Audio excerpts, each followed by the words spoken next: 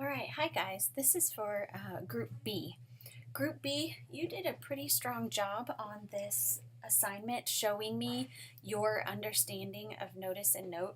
Remember that with this signpost strategy, really you're not going, the reality of the strategy is to get you to think about your reading, to interact with the text.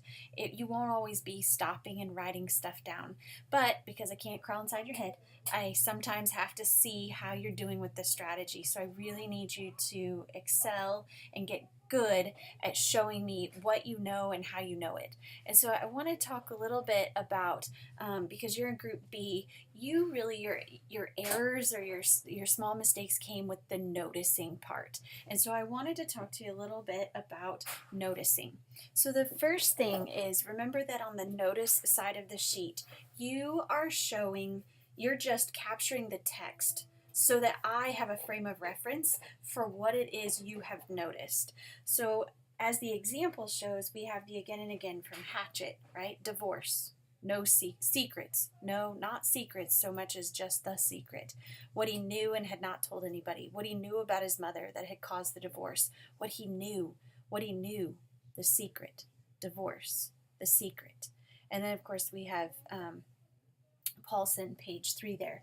So let's go to your textbook, and I'm going to kind of show you here.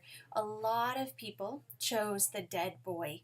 That noticed that, hey, this kid that has died has come up multiple times. So for instance, at the very beginning, you don't know it's an again and again yet, but you can see here that it starts with I'm on line 10 or 11. It was a Tuesday in July, 2 weeks after and a day after the boy had drowned, if in fact that's what had happened to him. Okay, so that's the first notice, the first time we hear about the dead boy. But as we kept reading, and you noticed as well, you can keep going. It says, Joe Boy, hiking down just behind him, laughed. Hey, Vinny, just think, that kid walked where you walking. Shut up, Vinny said. You probably stepping right where his foot was. So you can see now he's been mentioned 3 times, and if we continue down beyond about right after Gnarly, he could see Starlene and Mo farther ahead, their heads bobbing as they walked, both almost down to the pond where the boy had died. Okay, so there's the 4th time. So as a reader, I'm saying, hey, this is clearly and again, and I need to ask that anchor question. So what I'm going to do, here's how the notice happens.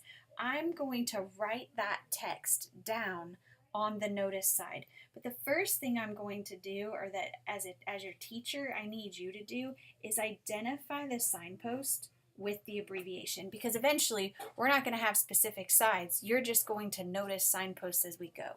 Okay, so I've got the AA there. Then I'm going to go back, and I think I'm just going to use, the line, both almost down to the pond where the boy had died. And if you can see here, I wonder if I can highlight it for you just real quick. Sorry, right here. Sorry about my... Okay, notice I'm picking up in the middle of a sentence there. That's okay. I don't need to write the whole paragraph. In fact, I don't need the whole sentence. It's not important to my point here. So both almost, you know what? I'm going to go easy here. Copy. Both almost down to the pond where the boy had died. Okay, so I'm going to use that. And then what I do is I put my quotation marks, and I'm going to use this fancy thing called an ellipsis, because those are the 3 dots. That tells me I'm leaving stuff out right there. Okay, go back to my text. Both almost down to the pond where the boy had died. I think I'm going to start with down to the pond. Down to the pond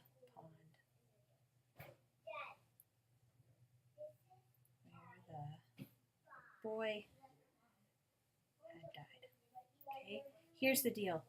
And then I put my period in my end quote. Many of you put this in your own words. You just said the dead kid. or something like that. We've really got to get into a good habit of using actual text, and that's why this side is important. Seems like details, but once you start writing papers, not only for me, but for social studies and science and things like that, it's just mandatory that you use the text.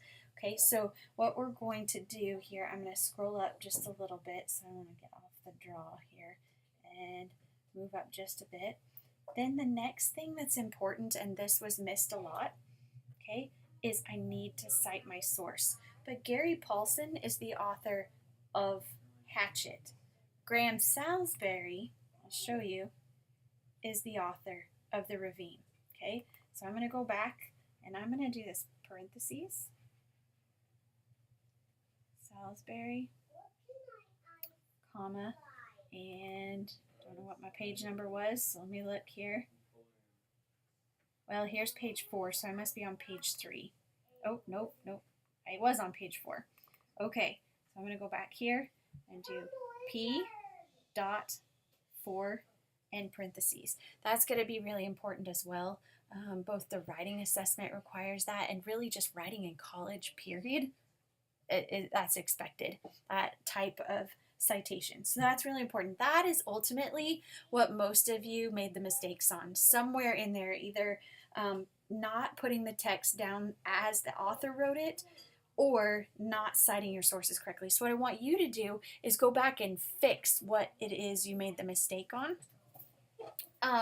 The only other big mistake that I saw, and I don't think this is very many of you in this group, but you either didn't give me text that was an actual again and again, or you didn't give me text that was an actual tough question.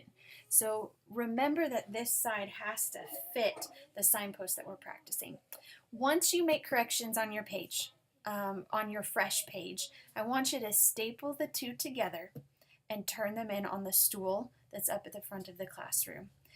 You'll get your points back as you make corrections, and then you can go ahead and start watching the video for contrasts and contradictions.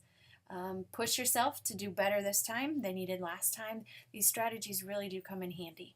All right, that's it for me. Go ahead and get to work.